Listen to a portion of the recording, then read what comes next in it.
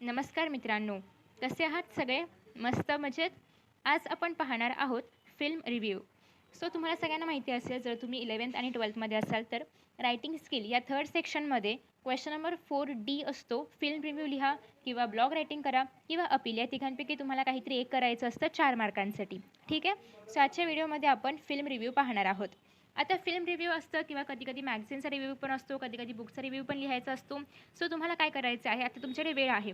तयारी करताना काय करायचं आहे, घरातूनच तुम्हाला एक फिल्म रिव्ह्यू जे आहे तर ते लक्षात ठेवून जायचं आहे. एक बुक रिव्ह्यू घ्यायचा आहे, एक फिल्म रिव्ह्यू घ्यायचा आहे आणि एक मॅगझिन रिव्ह्यू तुम्हाला करून जायचं आहे. जेणेकरून एक्झाममध्ये तुम्ही तो लगेचच प्रश्न अटेम्प्ट करू शकता. कारण याच्यामध्ये नवीन असं काही नसतं. तुम्ही घरातून जो काही करून जाल तेच तुम्हाला लिहायचं असतं. कारण ते कुठल्या तरी ते लोकं फिल्म लिहितात आणि आपण लिहायचं असं नसतं. तुम्हाला जी हवी ती फिल्म घेऊन तुम्ही त्याचा रिव्ह्यू लिहू शकता.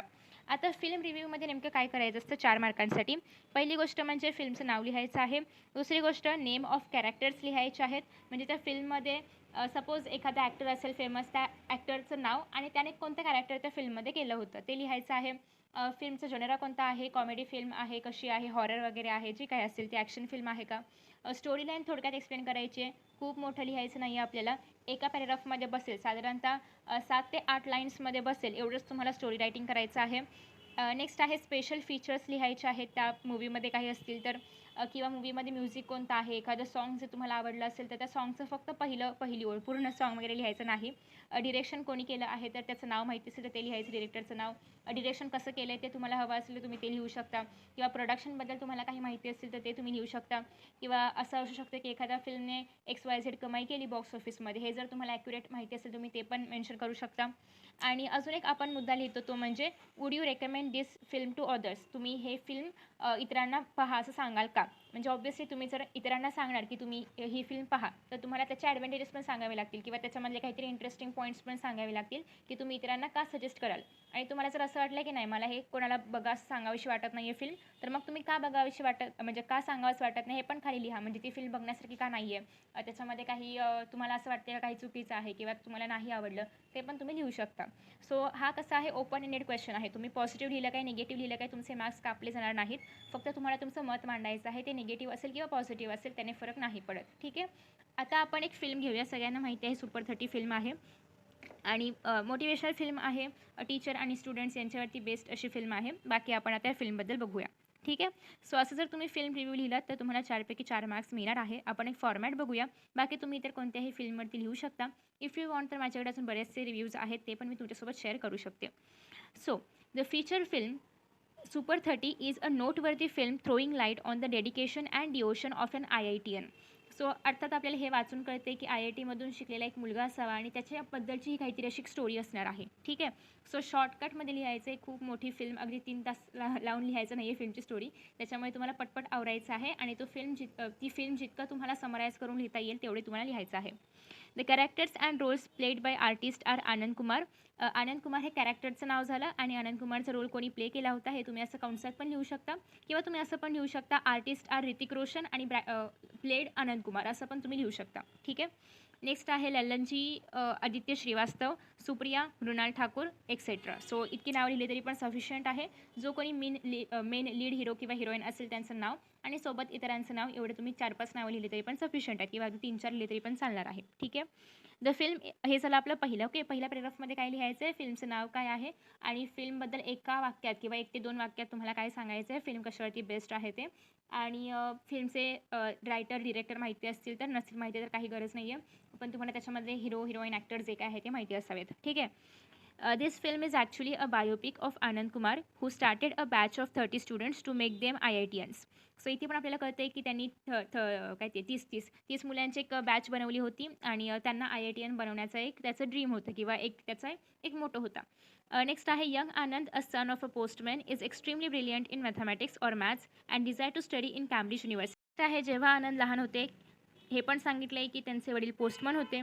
Is extremely brilliant in maths. ते मॅथ्समध्ये खूप हुशार होते आणि त्यांना कॅम्ब्रिज युनिव्हर्सिटीमध्ये ॲडमिशन हवं होतं किंवा तिथून अभ्यास करायचा होता. Though he gets the admission, his poverty makes him lose it. म्हणजे इवन त्यांनी त्यांच्या मेरिटवरती ॲडमिशन मिळवलं तरी पण त्यांच्याकडे केम्ब्रिजपर्यंत जाण्याइतपत किंवा केम्ब्रिजमध्ये शिकण्यासाठी मे बी तेवढे सफिशियंट अमाऊंट नव्हती. त्याच्यामुळे त्यांच्या गरिबीमुळे असेल त्याच्यामुळे त्यांना त्याचा चान्स किंवा तो चान्स सोडावा लागला. ठीक आहे.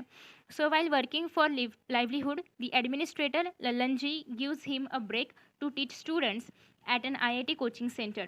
सो ह्याच्यामध्ये असतानाच किंवा काम करत असतानाच लल्लनजींनी त्यांना एक काय म्हणू आपण एक आयडिया दिली की तुम्ही IITच्या कोचिंगमध्ये ॲज अ टीचर म्हणून काम करू शकता. ठीक आहे. But when he sees poor students he gets upset and decides to use his talent for them.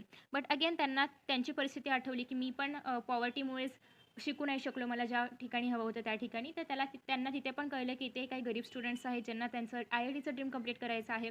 But again पॉवर्टीमुळे ते खूप मोठ्या मोठ्या कोचिंग क्लासेसमध्ये जाऊ शकत नाही किंवा ते अफोर्ड नाही करू शकत. ठीक आहे.